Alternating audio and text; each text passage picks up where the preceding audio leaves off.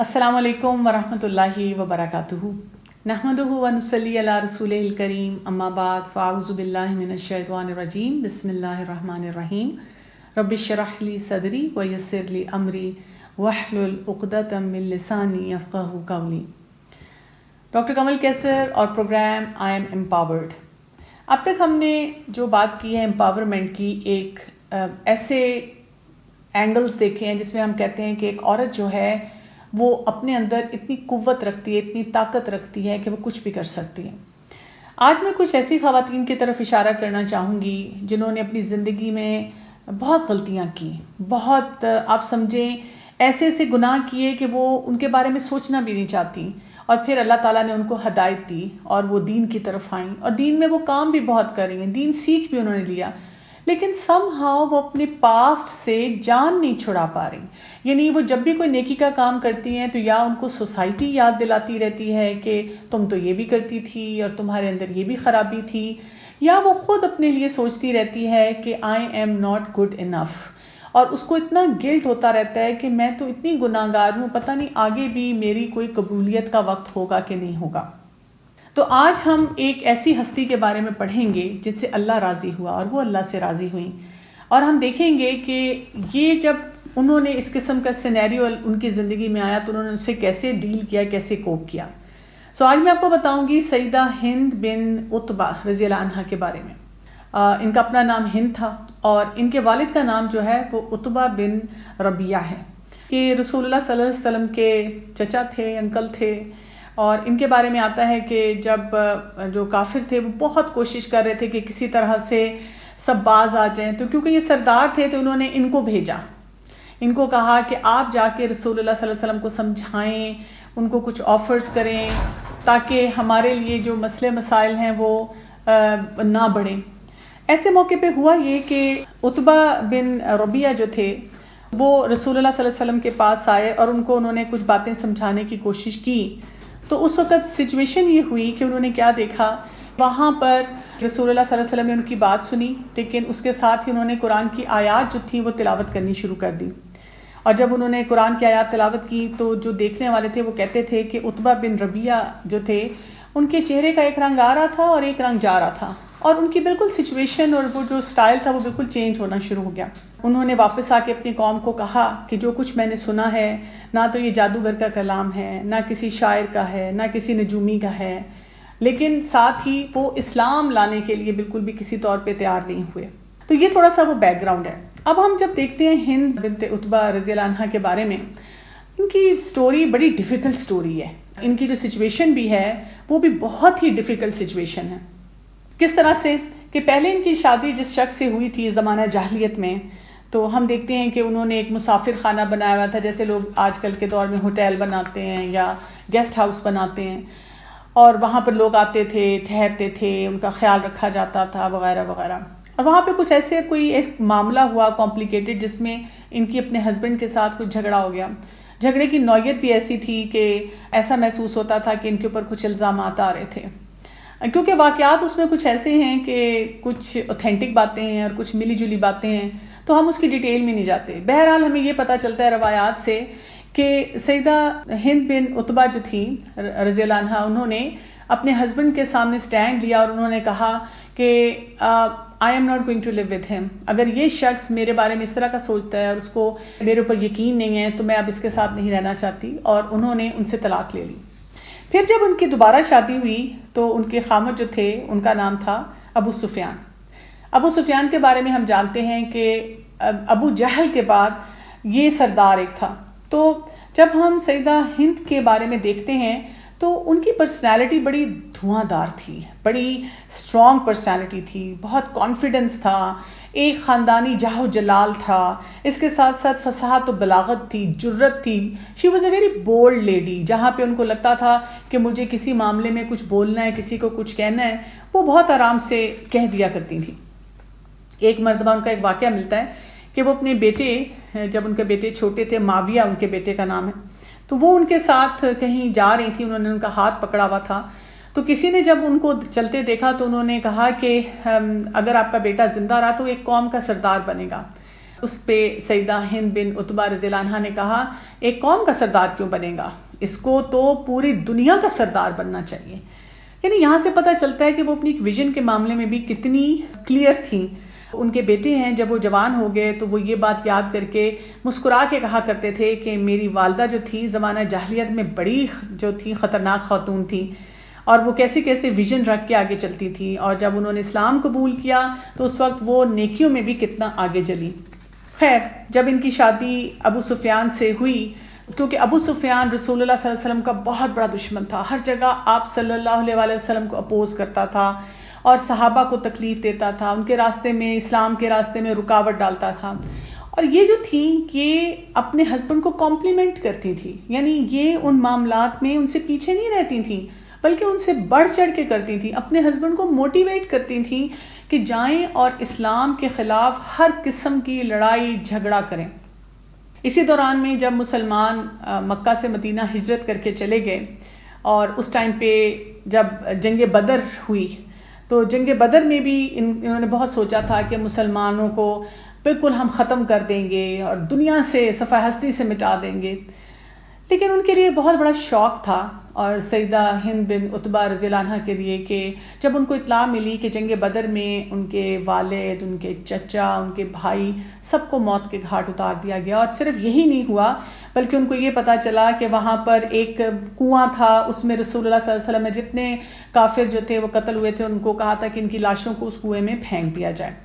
اتنی غمزدہ تھیں obviously انہوں نے 3 اپنے میجر فیملی ممبرز جو تھے ان کو لوز کیا، لیکن وہ یہ نہیں چاہتی تھی کہ وہ اس غم کا اظہار کسی ایسے طریقے سے کریں کہ مسلمان خوش ہو جائیں کہ اچھا ان کے ساتھ ہوا. تو اس وجہ سے انہوں نے اپنے اس دکھ کا اظہار بھی اشعار میں کیا، اور ان اشعار میں بھی انہوں نے ایسے ہی کہا کہ ایک وقت آئے گا جب ہم بدلہ لے لیں گے اس چیز کا، اور یہی انہوں نے کیا. انہوں نے اس وقت فیصلہ کیا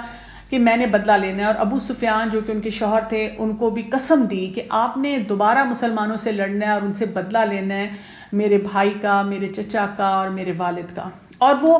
باقی سارے اس علاقے میں لوگوں کو مسلمانوں کے ہر وقت خلاف کرتی رہتی تھی، کوئی کسر نہیں انہوں نے چھوڑی تھی کہ ان کو مسلمانوں کے خلاف کریں. اور ان کا بہت لیڈ رول ہے جب جو غزوہ احد جو ہے وہ دوبارہ ہوئی تھی. اچھا، اب غزوہ احد جب ہوا تو اس وقت بھی کہا جاتا ہے کہ جب ان کی فوج نکلی تھی، بہت بڑی فوج لے کے مکہ سے یہ مدینہ کی طرف جب جا رہے تھے اور احد کے مقام پہ ظاہر ٹھہرے تھے، تو یہ چند خواتین کے ساتھ زبردستی اس میں شامل ہوئیں، اور بہت سارے ایک ہوتا نا کہ اپنے لوگوں کو چیئر کرتے ہوئے آگے بڑھیں اور ان کو کہتے ہوئے کہ آپ نے جیتنا ہے، اور ان کو خوب بک اپ کرتے ہوئے کہ آپ نے ان کو مسلمانوں کو ہرا دینا ہے. خالی انہوں نے یہ کام نہیں کیا، انہوں نے ایسے کیا کہ ایک غلام تھا وحشی، اس کو بھی لیا، اس سے وعدہ لیا کہ رسول اللہ صلی اللہ علیہ وسلم کے چچا جو تھے حمزہ، سیدنا حمزہ رضی اللہ عنہ، انہوں نے کیونکہ ان کے والد، چچا اور بھائی کو قتل کیا تھا تو انہوں نے کہا کہ مجھے اپنے ان پیاروں کے قتل کا بدلہ لینا ہے، اور تم نے جو ہے یہ کام میرے لیے وہاں پہ کرنا ہے، اور اس کے لیے میں تمہیں بہت زیادہ انعام دوں گی. اور یہ زبردستی پھر اسی طرح جب وہاں پہ گئیں، اور ہم دیکھتے ہیں کہ وہاں پہنچ کے ان کا جو غلام تھا وہ طاق میں لگا رہا کہ سیدنا حمزہ رضی اللہ عنہ ان کو جب بھی نظر آئے، اور اس نے ان کو جو ہے مار دیا، اسی طرح سے ان کو شہید کر دیا. جب اس وقت اس نے اپنا یہ کام کیا تو ہند جو تھی وہ وہاں پہ رکی نہیں، وہ سیدنا حمزہ رضی اللہ عنہ کی جو لاش تھی ان کے پاس آئیں، پھر انہوں نے اپنا خنجر نکالا، اس سے ان کی باڈی کو فردر میوٹیلیٹ کیا، ان کا ناک کاٹا، ان کے کان کاٹے، ان کا پیٹ جو تھا اس کو چاک کیا پورا، اس کے اندر سے ان کا جگر نکالا، اس کو دانتوں سے چبایا. یعنی آپ یہ ایکسٹریم ایک ورژن دیکھ رہے ہیں ایک خاتون کی جب تک وہ اسلام میں شامل نہیں ہوئی تھی. اور پھر ان کو چھوڑ کر وہاں پہ جو ہے وہ آگے کی طرف بڑھی. ایون ہم دیکھتے ہیں کہ وہ ایک کیوس کی سچویشن ہو گئی تھی جب چند وہ جو صحابہ ٹیلے پہ تھے وہ نیچے اتر آئے تھے، اس ٹائم پہ بھی وہ وہاں پر ایک ٹیلے پہ کھڑی ہو کے اپنے جو لوگ تھے ان کو بار بار موٹیویٹ کرتی رہیں کہ جاؤ، اور کہتی رہیں کہ ہم نے اپنے خون کا بدلہ جو ہے وہ لے لیا. خیر، یہ ان کی دشمنی جو تھی اینڈ تک چلتی رہی، یہاں تک کہ ہم دیکھتے ہیں کہ مسلمانوں پہ بہت سے ہائیز اینڈ لوز آئے، اور الٹیمیٹلی ہم دیکھتے ہیں کہ فتح مکہ کا وقت ہو گیا، اور رسول اللہ صلی اللہ علیہ وسلم مسلمانوں کے ساتھ فاتح ہونے کے ناطے اب مکہ میں داخل ہو رہے ہیں. اب ہم دیکھتے ہیں کہ سچویشن ساری بدل گئی ہے. تو ابو سفیان جو ہیں اب وہ سوچ میں پڑے ہوئے ہیں، اور ابو سفیان اس وقت سوچ رہے ہیں یہ تو پھر دین درست دین لگتا ہے کہ ہم نے اس کو ہمیشہ اتنا اپوز کیا، لیکن یہ کہ ہم دیکھ رہے ہیں کہ رسول اللہ صلی اللہ علیہ وسلم فاتح ہونے کے ناطے واپس جو ہے مکہ میں داخل ہو رہے ہیں، اور ہم جو اپوزیشنز لے کے چلتے رہے ہمیں یہ بھی نظر آ رہا ہے کہ رسول اللہ صلی اللہ علیہ وسلم اور مسلمانوں کے ساتھ اللہ سبحانہ و تعالیٰ کی کوئی خاص مدد شامل ہے۔ سو اسی سوچ کے ساتھ جب وہ بیٹھے ہوئے ہیں تو رسول اللہ صلی اللہ علیہ وسلم کے چچا سیدنا عباس بن عبد المطلب جو ہیں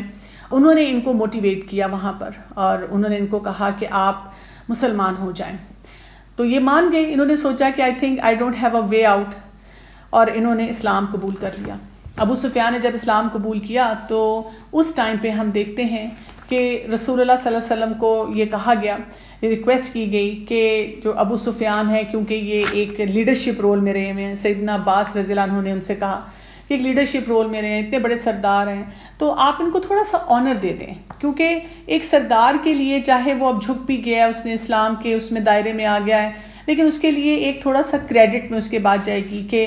آپ ان کو کسی طرح سے بھی جو مناسب طریقے سے سمجھتے ہیں کچھ رسپیکٹ کی چیز دے دیں۔ اس پہ رسول اللہ صلی اللہ علیہ وسلم نے کہا کہ آج جو بھی ابو سفیان کے گھر داخل ہو جائے گا اسے کچھ نہیں کہا جائے گا، وہ امن میں رہے گا، اور جو اپنے گھر کا دروازہ بند کر دے گا وہ بھی امن میں رہے گا۔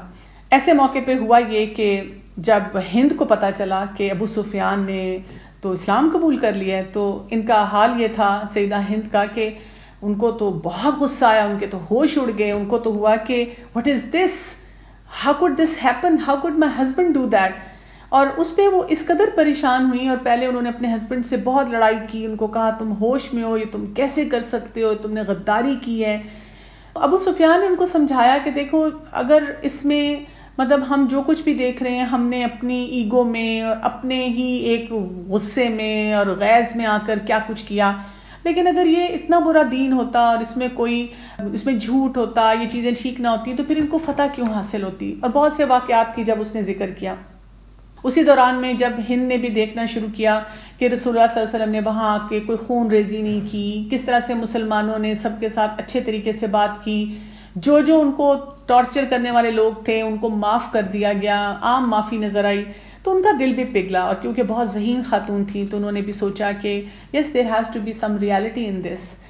اس پہ یہ ہوا کہ انہوں نے بھی ڈیسائیڈ کیا کہ اب مجھے مسلمان ہونا ہے، تو انہوں نے پھر ابو سفیان سے بات کی، انہوں نے کہا کہ آپ مجھے رسول اللہ صلی اللہ علیہ وسلم کے پاس لے چلیں اور میں خود جا کر وہاں پر اسلام لانے کے بارے میں سوچتی ہوں۔ ابو سفیان کو بہت اچھا لگا اور وہ بہت خوش ہوئے، اور انہوں نے اپنی بیوی سے کہا، سیدہ ہند سے کہا کہ ٹھیک ہے ہم چلتے ہیں۔ پھر ایک دم ان کو خیال آیا، انہوں نے کہا نو ویٹ اے منٹ، میرا نہیں خیال کہ یہ درست بات ہوگی، کیونکہ اگر میں آپ کو اپنے ساتھ لے کے جاؤں گا تو آپ کو پتہ ہے کہ آپ نے رسول اللہ صلی اللہ علیہ وسلم کے چچا کے ساتھ کیا کیا تھا،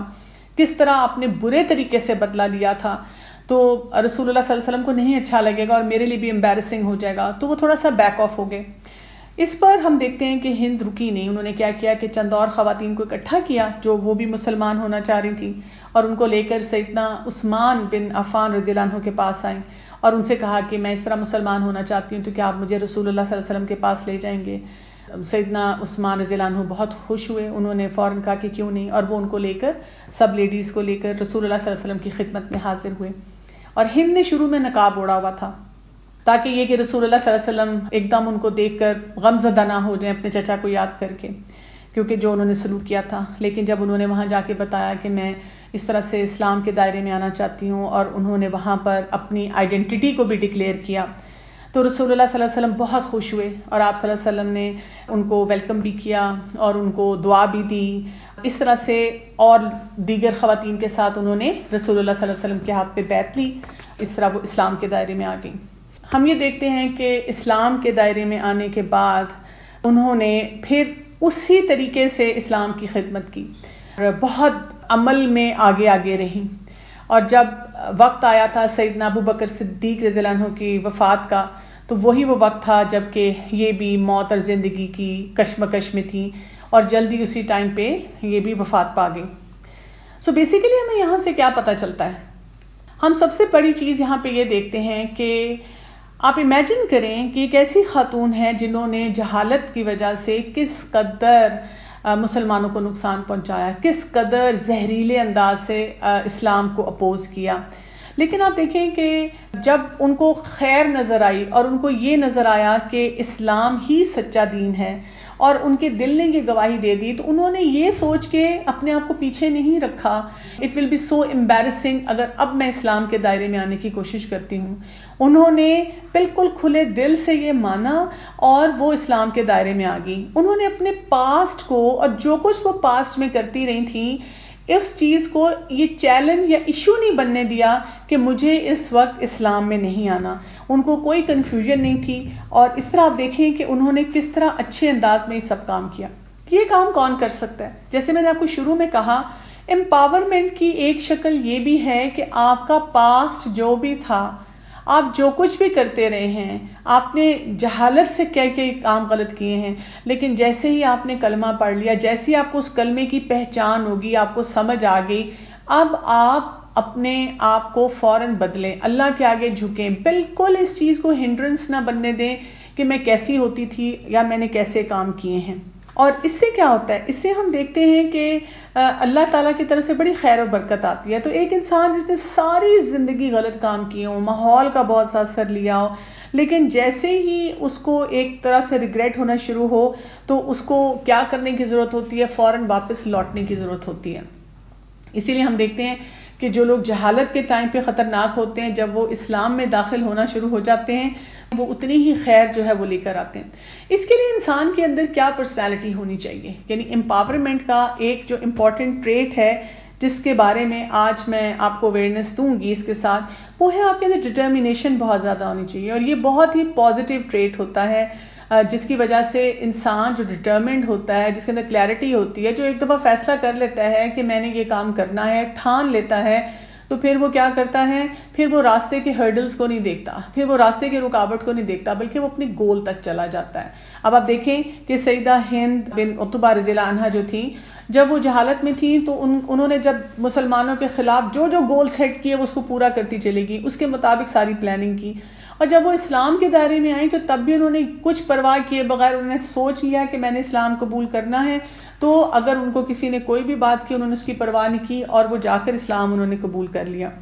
اس سے کیا ہوتا ہے کہ انسان کے اندر ایک ایسی انرجی ہوتی ہے کہ انسان بہت سی خیر کے اوپر اپنے جو بھی معاملات ہوتے ہیں ان کو لے کے چلتا ہے. اس کے لیے جب آپ ڈٹرمنڈ ہوتے ہیں تو آپ کا مقصد حیات بھی جو ہوتا ہے وہ بہت واضح ہو جاتا ہے. اور جو بھی ان ایکسپیکٹڈ سچویشنز آتی ہیں، مسئلے مسائل آتے ہیں، آپ ان سے ڈیل کرنا جانتے ہیں. لیکن اگر آپ چاہتی ہیں کہ میں اپنے آپ کے بارے میں یہی کہوں کہ what ever happened in my past, جو بھی میرا ماضی تھا، لیکن اب میں اپنے آپ کو ایک ایسا انسان بنانا چاہتی ہوں جس سے اللہ راضی ہو جائے. میں وہ امپاورمنٹ فیل کرنا چاہتی ہوں کہ میں اپنے ماضی میں نہ گھسی رہوں، میں ان چیزوں کے بارے میں نہ سوچتی رہوں کہ یا اللہ میں کیا کچھ کرتی تھی، وہ گلٹ میں کیری نہ کروں، وہ پین میں کیری نہ کروں. تو پھر آپ کو کیا کرنا ہوگا؟ آپ کو آگے کی طرف دیکھ کر فوکس کرنا ہوگا. آپ کو اپنے ایموشنز کو بہت زیادہ چیک میں رکھنا ہوگا. آپ کو اپنے آپ کو انکریج کرنا ہوگا. ہو سکتا ہے ساری سوسائٹی آپ کو انکریج نہ کرے، لیکن آپ کو ہر بات پہ اپنے آپ کو بتانا ہوگا کہ جو ہونا تھا ہو گیا، جو گزر گیا میں اس کو واپس نہیں لا سکتی، اس کو اب ٹھیک کرنے کا میرے پاس یہی طریقہ ہے کہ جو آگے کا وقت ہے اس کو میں بہتر طریقے سے گزاروں. اس کے لیے کیا چیز ضروری ہوتی ہے؟ ہمارا جو پاسٹ ہوتا ہے نا، اس کو یاد رکھیے گا، وہ ویلیوبل ہوتا ہے. کیوں؟ اس لیے کہ جو کچھ ہم نے پہلے کیا ہوتا ہے ہم ان غلطیوں سے سیکھ کر اپنے آپ کو آگے کی طرف بڑھا سکتے ہیں، ہم اپنے فیوچر کو بہت بہتر بنا سکتے ہیں. اور اس کے لیے ایک اور کام کرنے کی ضرورت ہوتی ہے، اس کو ہم کہتے ہیں لیٹنگ گو. آپ کو بہت ساری چیزیں جو آپ پہلے کرتے رہے ان کو چھوڑتے جانا ہوتا ہے، اس کو آہستہ آہستہ اس بیگیج کو پیچھے کرتے جانا ہوتا ہے. پھر یہ کہ ہمیں یہ ضرور دیکھنا ہوتا ہے، اپنی مینٹل انرجی کو اس چیز پہ لگانا ہوتا ہے کہ میں اس وقت کیا کر سکتی ہوں، میں کون سا ایسا کام ہے جس کو میں دیکھوں، جس کو میں بہتر بنا سکتی ہوں. مثلا آپ میں سے بہت سے خواتین کو امپاورمنٹ کے چیلنج میں یہ چیلنج ہوگا کہ میں پہلے نمازیں نہیں پڑھتی تھی، میں پہلے حجاب نہیں لیتی تھی، میں نے اپنے بچوں کی پیرنٹنگ پہلے اچھی طرح سے نہیں کی، میں نے اپنے والدین کے ساتھ یا سسرال والوں کے ساتھ اچھا سلوک نہیں کیا، اور اس کی وجہ سے اب مجھے بہت ہی گلٹ ہوتا ہے. بہت اس کی وجہ سے میرے سے جب میں نماز پڑھنے بیٹھی ہوں تو مجھے لگتا ہے کہ شاید میں منافق ہوں، شاید میں کوئی اچھا کام نہیں کر رہی. تو یہ واقعہ ہمیں یہ بتاتا ہے کہ جو کچھ بھی ہو گیا اب ہم آگے کی طرف بڑھیں، اپنی مینٹل انرجی کو اس قسم کی پریشانی میں جو آپ سے پاس سے ریلیٹڈ ہے اس کو اپنے ساتھ کیری نہ کریں، اس کو آگے نہ آنے دیں۔ پھر آپ کو یہ بھی دیکھنا ہوگا کہ جب ہم آگے بڑھتے ہیں تو ہم اپنی ان چیزوں کو بالکل اگنور کرنا شروع کریں جو ہمارے کنٹرول میں نہیں ہوتی۔ مثلا پاسٹ آپ کے کنٹرول میں نہیں ہے، آپ اس میں پیچھے نہیں جا سکتے۔ مثلا جو باتیں اب آپ نے ایک دفعہ کسی کو کہہ دی ہیں وہ اب آپ کے کنٹرول میں نہیں ہیں۔ مثلا جو آپ کے چانسز تھے کچھ کرنے کے وہ گزر چکے ہیں، وہ آپ کے کنٹرول میں نہیں ہیں۔ ایون فیوچر ہمارے کنٹرول میں نہیں ہوتا۔ ہمارے کنٹرول میں کیا ہوتا ہے؟ ہمارے کنٹرول میں صرف آج کا ٹائم ہوتا ہے کہ اس کو ہم بہتر کیسے بنا سکتے ہیں۔ تو اپنی مینٹل اسٹرینتھ کو ہمیشہ بہت اچھا رکھنا چاہیے۔ یہ امپاورمنٹ کا سائن ہوتا ہے کہ ہم اپنے جیسے لوگ مسلز پہ کام کرتے ہیں، ہمیں اپنے دماغ پہ کام کرنا ہوتا ہے کہ میں نے جب ایک چیز کو سمجھ لیا، میرے اندر کلیئرٹی آ گئی، اب میں اس کو کیسے لے کے چلوں۔ پھر یہ کہ کبھی ہم سے جب غلطی ہو رہی ہو تو اس کو انسسٹ نہیں کرتے جانا چاہیے۔ جیسے بہت سے لوگوں سے جب میری بات ہوتی ہے تو وہ اپنے دماغ میں جو انہوں نے ایک سوچ بنا لی ہوتی ہے اسی کے مطابق وہ پروو کرنے کی کوشش کرتے ہیں کہ جو میں کہہ رہی ہوں درست ہے۔ ہمیں ان بائس طریقے سے چیزوں کو دیکھنا چاہیے۔ کوئی بھی معاملہ ہے، کوئی بھی آپ کے سامنے سچویشن ہے تو ہمیں یہ دیکھنا چاہیے کہ اس میں صحیح ڈیسیژن کیا ہے۔ یہ نہیں کہ جو میرا دل چاہ رہا ہے، یہ نہیں جو میری عقل کہہ رہی ہے کہ یہ کام اس وقت کرو۔ مجھے اس سچویشن میں یہ دیکھنا ہے کہ یہ صحیح بات ہے یا وہ صحیح بات ہے۔ اور صحیح بات کے لیے ہمیشہ کرائٹیریا اگر ہم قرآن اور حدیث کو رکھ لیں تو ہمارے لیے باتوں کو سمجھنا، ان کی حقیقت تک پہنچنا، ان کو تسلیم کرنا اور ان پہ آگے چلنا جو ہے وہ بہت آسان ہونا شروع ہو جاتا ہے۔ اسی طرح سے جو ڈٹرمنڈ لوگ ہوتے ہیں، جو امپاورڈ لوگ ہوتے ہیں، وہ بار بار نا اپنے گول کو چیک کرتے رہتے ہیں کہ جو میں کر رہی ہوں میری ڈیسٹینیشن کہاں ہے، میں نے پہنچنا کہاں ہے۔ جیسے آپ کسی موٹر وے پہ جاتے ہیں، ہائی وے پہ جاتے ہیں تو آپ بار بار وہ سائن بورڈ پڑھتے رہتے ہیں اور اس سائن بورڈ کو پڑھ کر آپ کو اندازہ ہوتا ہے کہ میں صحیح راستے پہ ہوں کہ نہیں ہوں۔ مجھے ایک دفعہ بھی پچھلے دنوں کہیں ٹریول کرنا تھا، کچھ مہینے پہلے کی بات ہے، میں اور میرے ساتھ جو گاڑی میں لوگ تھے ہم سب سو گئے اور وہ جو ڈرائیور تھا اس کو بھول گیا، اس نے وہ جو سائن تھا وہ دیکھا نہیں اور ہم آگے لاہور کے قریب تقریباً پہنچ گئے۔ جب ہماری آنکھ کھلی ہم ادھر ادھر دیکھ رہے ہیں تو ہمیں اندازہ ہوا، پھر ہم نے اتنا لمبا روٹ لے کر ایگزٹ لے کر پھر ہم واپس اس راستے پہ آئے۔